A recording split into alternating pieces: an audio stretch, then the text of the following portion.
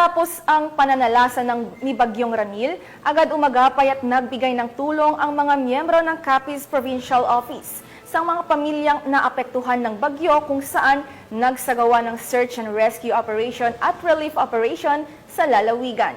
Magre-report dyan si Patrolwoman Medeline Bangsagon.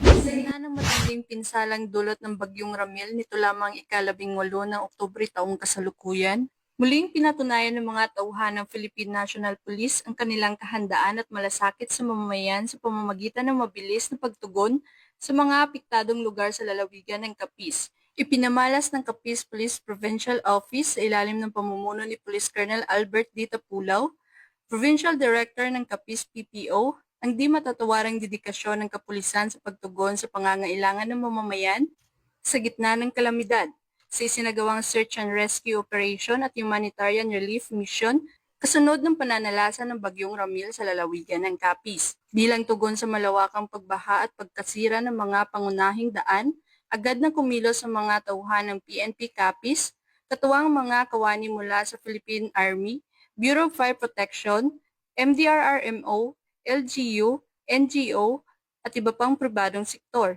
upang iligtas ang mga residenteng naipit sa rumaragasang tubig baha sa iba't ibang bahagi ng lalawigan. Hindi alintana ng mga pulis ang pagod at panganib habang isinasagawa nila ang paglikas sa mga bata, nakakatanda at mga may karamdaman patungo sa mas ligtas na lugar. Kasunod ng operasyon sa paglilikas, nagsanib pwersa rin ang PNP sa iba't ibang ahensya at grupo sa pamamahagi ng relief goods, pagkain, tubig at iba pang pangunahing pangangailangan sa mga pamilyang labis na naapektuhan ng bagyo. Sa pamamagitan ng kanilang koordinasyon at pagkakaisa, matagumpay na naipaabot ang tulong sa mga libu-libong residente na nangangailangan ng agarang suporta. Ang tagumpay ng mga isinagawang operasyon ay malinaw na bunga ng matibay na kooperasyon at pagkakaisa ng lahat ng ahensya mula sa kapulisan, militar, mga lokal na pamahalaan, non-government organization at pribadong sektor. Pinapakita nito na sa panahon ng sakuna, ang tunay na lakas ng bayan ay nasa sama-samang pagkilos at malasakit ng bawat lingkod bayan para sa kapwa.